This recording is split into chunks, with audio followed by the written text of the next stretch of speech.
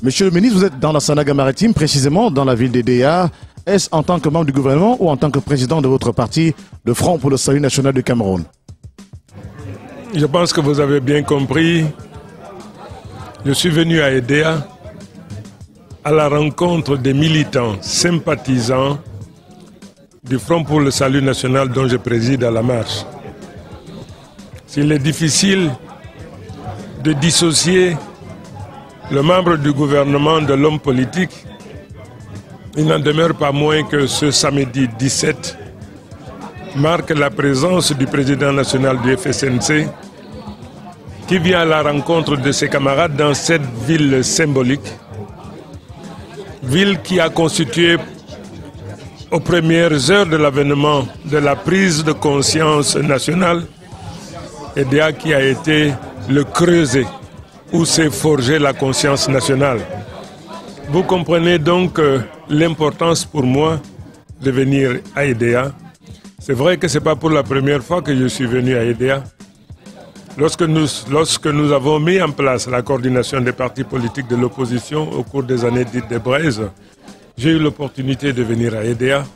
Comme lorsque nous avons mis en place la coalition des partis politiques de l'opposition, j'ai également eu l'opportunité de venir à Edea. Et c'est pour la première fois que je viens à Edea comme président ou destiné d'un parti politique qui est en train de prendre de l'ampleur, de l'épaisseur, de l'importance. Le FSNC, partout sur l'ensemble du territoire, mais en particulier à Edea, est en train de prendre la vitesse et l'altitude de croisière pour rayonner de mille feux sur l'ensemble du territoire.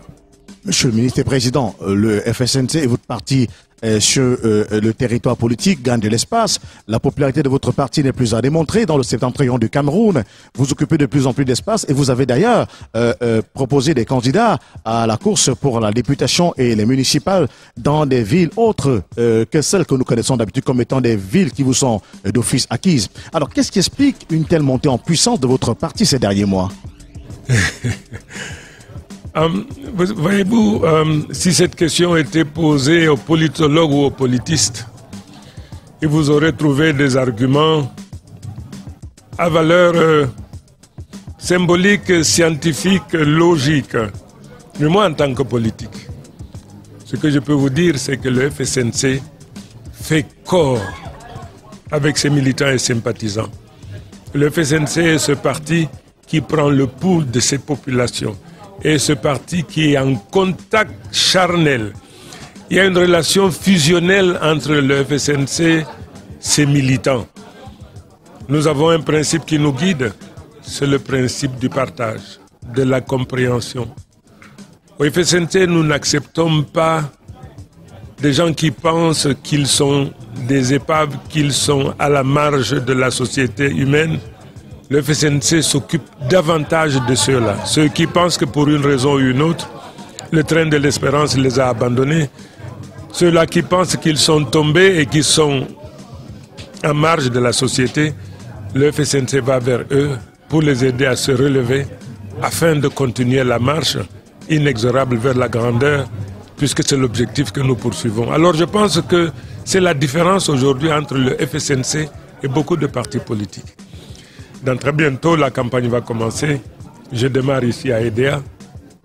Je vous assure que pour moi, ce meeting de tout à l'heure a également une valeur symbolique extraordinaire. Monsieur le Président du parti, les troupes de la Sanaga maritime sont survoltées, sont revitalisées, sont regardées par votre présence. Mais qu'en est-il des autres villes de la région du littoral où vous avez également de nombreux militants qui attendent peut-être que vous puissiez arriver là-bas un jour ou l'autre, peut-être avant la campagne, pourquoi pas pour leur donner des consignes ou leur donner la marche à suivre pour conquérir quelques sièges dans les communes et pourquoi pas à l'Assemblée nationale? Bien sûr, je commence par Edea.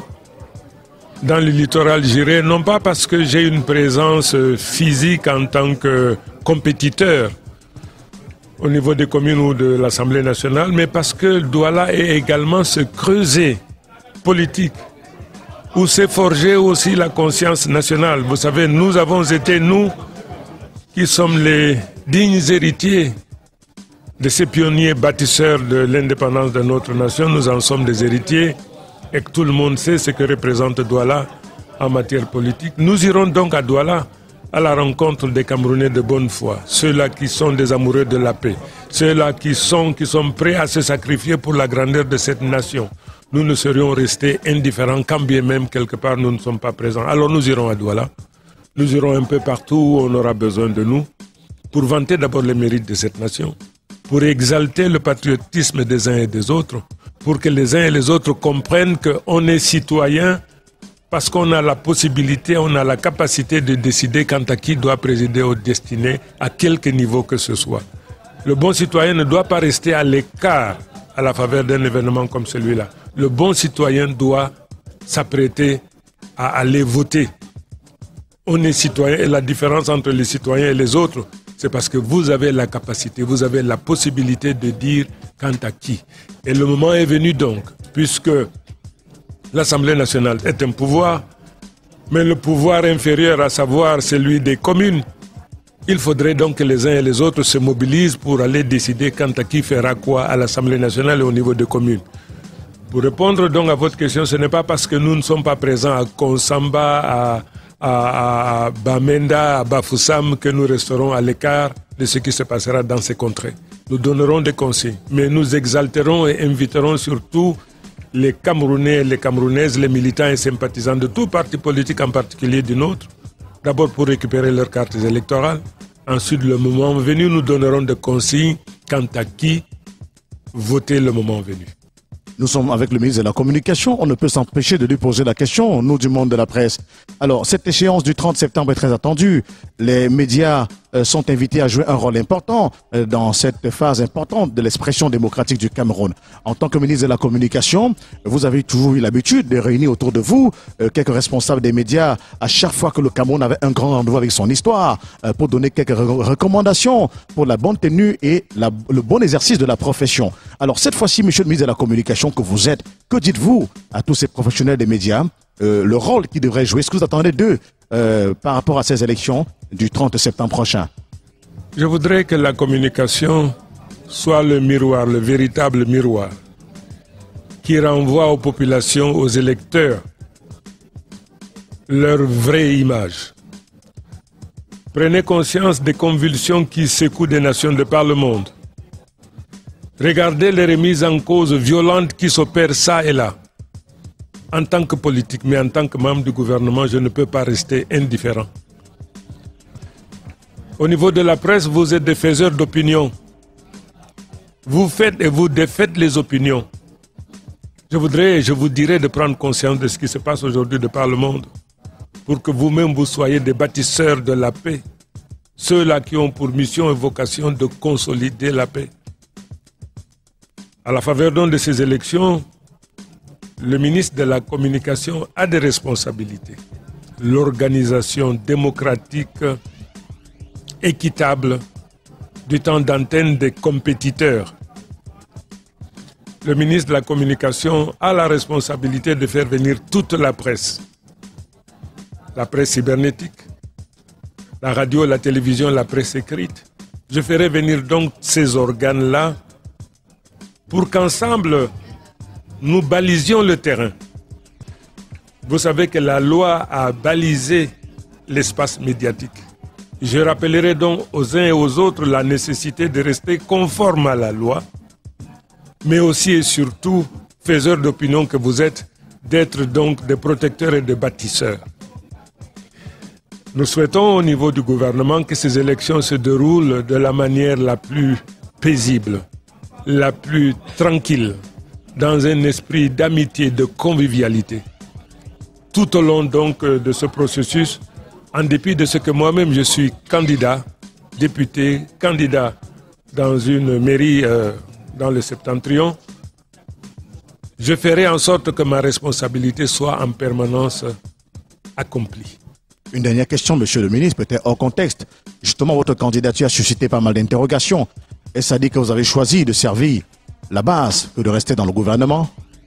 Non, pas du tout. Vous savez, quand on est un homme politique, on doit être présent, on doit livrer toutes les batailles. La politique, nos maîtres nous enseignent que la seule bataille perdue est celle qui n'est pas livrée. Moi, en tant qu'éminemment politique, je dois être présent. Je dois être en contact avec le peuple détenteur de la souveraineté pour lui dire que représentent ces élections.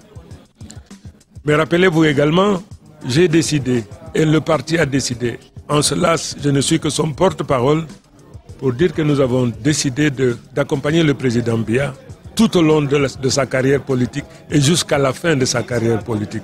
Nous restons donc fidèles au choix qu'il a fait de faire de nous son collaborateur au niveau de la communication. Donc ma participation atteste de ce que je dois aller devant le peuple pour lui dire ce que représente. Mais je reste donc fidèle à mon engagement aux côtés du président Biya. Je serai toujours là où il pense que je pourrais lui être utile. Merci, monsieur le ministre, et merci, monsieur le président.